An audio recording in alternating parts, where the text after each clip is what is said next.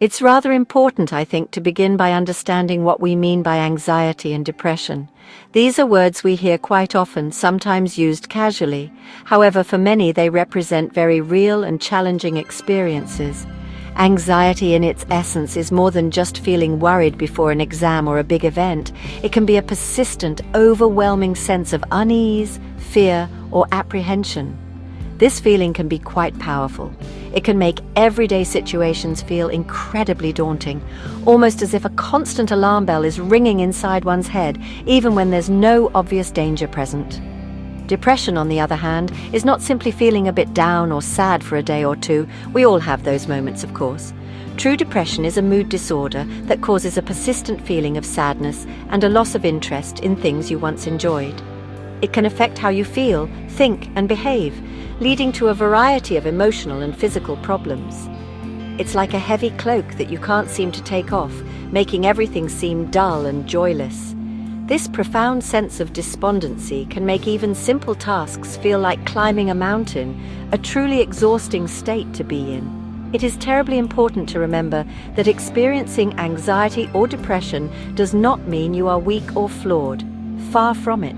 These are genuine health conditions, much like diabetes or asthma. Millions of people around the world from all walks of life experience them. There is no shame in it. Indeed, acknowledging these feelings is often the very first step towards feeling better.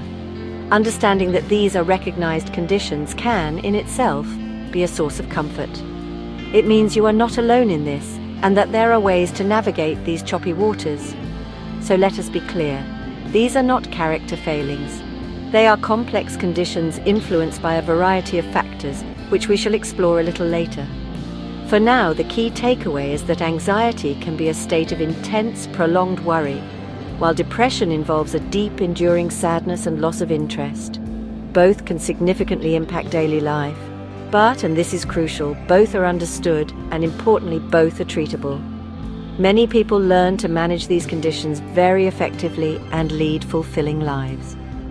This journey of understanding often begins with simply naming what one is experiencing.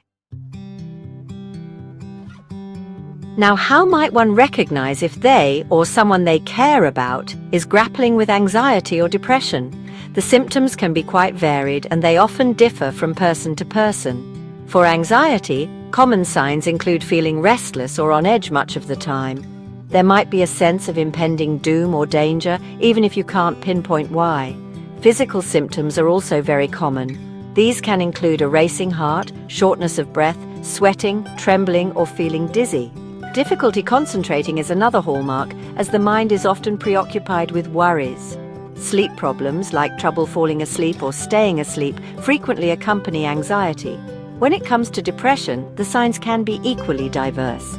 A persistent low mood, feeling sad, empty, or hopeless is perhaps the most well-known symptom. However, a significant loss of interest or pleasure in activities that were once enjoyable is also a key indicator. You might notice changes in appetite, either eating much more or much less than usual, leading to weight gain or loss. Fatigue or a profound lack of energy is very common. Even small tasks can feel exhausting. Many people with depression also experience feelings of worthlessness or excessive guilt, dwelling on past perceived failures. It is also important to note that anxiety and depression can sometimes occur together. It's not uncommon for someone experiencing the deep sadness of depression to also feel the persistent worry of anxiety, or vice versa. This can make things feel even more complicated and overwhelming. The symptoms might also manifest physically, such as unexplained aches and pains, headaches, or digestive issues. These physical manifestations are very real and a part of how the body can respond to emotional distress. Sometimes these physical symptoms are what a person notices first before they connect them to their emotional state. Remember, these are just some of the common signs. Not everyone will experience all of them, and the intensity can vary greatly. If these descriptions resonate with you, or if you notice these patterns in someone else, it's a signal to pay attention. These are not just fleeting bad moods, they are persistent changes in how someone feels and functions. Acknowledging these signs is not about self-diagnosing, but rather about recognizing that something might be amiss and that it's perfectly all right and indeed advisable to seek further understanding and support if these feelings persist and impact daily life. Understanding where these feelings of anxiety and depression might stem from can be helpful, though it's often a complex picture. There isn't usually one single cause. Instead, it's often a combination of factors that can contribute to their development. Significant life events, for instance, can act as powerful triggers. These could be stressful experiences like losing a job, the end of a relationship, bereavement, or financial difficulties. Even positive changes, such as moving house or starting a new role, can be stressful and potentially contribute to feelings of anxiety if the pressure becomes too much to handle. Ongoing long-term stress is another major factor. If you're constantly under pressure, perhaps from a demanding job, caring responsibilities, or a difficult home environment, this can take a toll on your mental well-being over time. Our bodies and minds are resilient, but chronic stress can wear down our defenses, making us more vulnerable to anxiety and depression. It's like a slow erosion of one's emotional reserves. Sometimes past trauma, even if it happened many years ago, can also play a significant role, resurfacing and impacting how we feel and react to present-day situations. Biological factors, including genetics and brain chemistry, can also predispose some individuals to these conditions. If there's a family history of anxiety or depression, one might have a higher likelihood of experiencing them, though it's certainly not a guarantee. The intricate workings of our brains, involving chemicals called neurotransmitters that help regulate mood, can sometimes become imbalanced. This isn't something one can control, of course, but it's a physiological aspect that can contribute. Certain physical health problems or chronic illnesses can also increase the risk, as can some medications. It's also quite common for there not to be an obvious single trigger. Sometimes, anxiety or depression can develop gradually without a clear starting point. This doesn't make the experience any less valid or real. The important thing is not necessarily to pinpoint an exact cause, although that can sometimes be illuminating, but rather to recognize the feelings themselves and understand that their origins can be multifaceted.